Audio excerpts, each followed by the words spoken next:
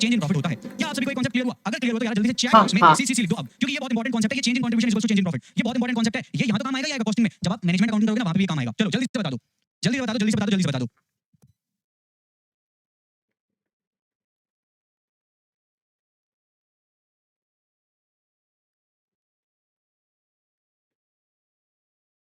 चलो आगे चलते हैं।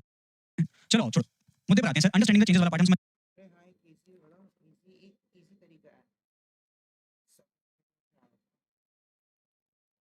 सब है सब।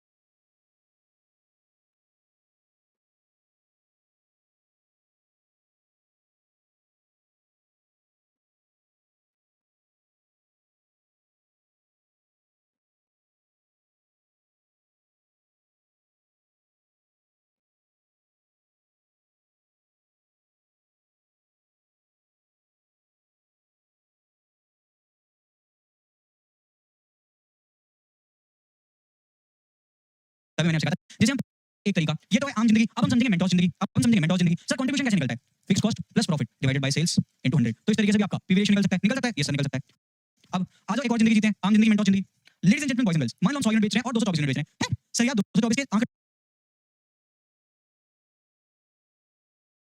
पे कैसे आ गए? मेरी मर्जी, मैं चाहिए करूं, मैं चाहे वो करूं, मेरी मर्जी, मैं चाहिए करूं, मैं चाहे वो करूं, मेरी मर्जी।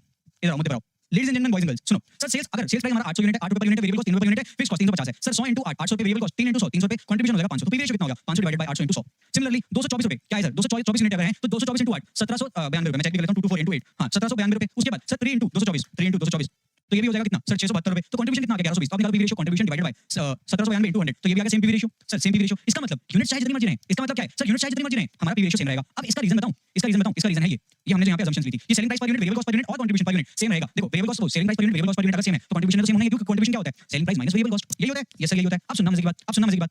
अगर कंट्रीब्यूशन पर यूनिट चेंज हो ही नहीं रहा है तो इसका मतलब क्या है सर? देखो पीवी रेशियो होता क्या है? पीवी रेशियो होता है sir total contribution divided by total sales into 100। मैं कहता हूं, मैं कंट्रीब्यूशन, मैं दोनों को डिवाइड करता हूं नंबर ऑफ यूनिट से।